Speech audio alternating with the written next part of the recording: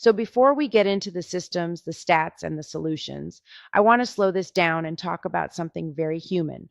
Because delaying care doesn't usually start with denial, it starts with rationalization. We tell ourselves, it's probably nothing. I'll deal with it after this season. I'm too busy right now. I don't want to know. And what makes this conversation powerful is that we've seen this play out at the highest levels with elite athletes who had access to the best trainers, doctors, and resources in the world and still delayed care. Let's start with Venus Williams. For years, Venus experienced joint pain, overwhelming fatigue, and trouble maintaining stamina, symptoms that most people would brush off as overtraining or stress. In fact, one doctor even told her it was exercise induced asthma. But something still didn't add up.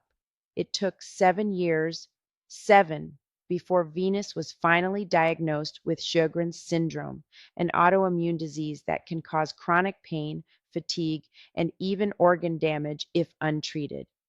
She didn't delay care because she didn't care about her body. She delayed because the symptoms were vague, because the answers weren't clear, and because she was conditioned to push through.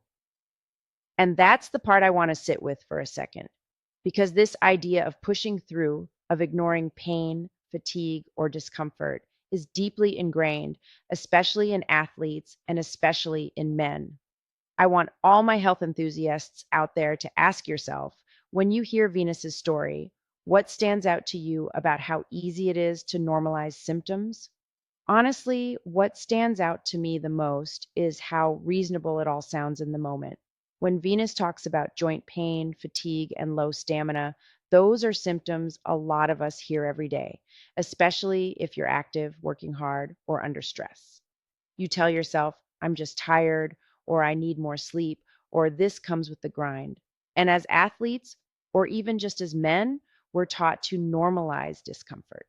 Pain is part of the process. Fatigue means you're working hard.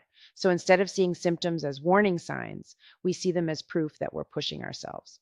What really hits me is that Venus didn't ignore her body because she was careless. She ignored it because the symptoms didn't feel serious enough and because she was conditioned to push through.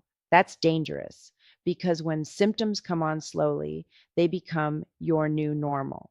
And once something becomes normal, you stop questioning it.